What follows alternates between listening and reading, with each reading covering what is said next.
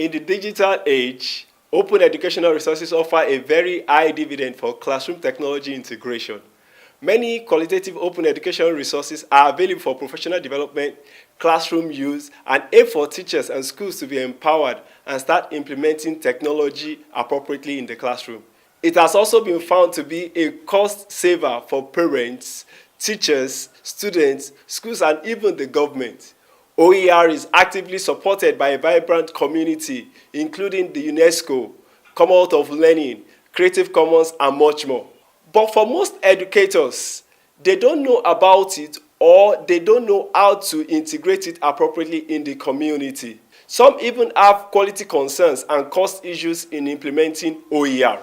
Open4Educator Initiative, with support from Creative Commons Community Fund, is organizing a 3-day blended workshop to sensitize schools and educators about open educational resources. Participants will learn about licensing, sourcing, adopting and creating OER, applying design thinking to using ICT in the classroom, classroom facilitation skills, employing technology, OER, and much more. For more information and registration, go to the website showing on your screen.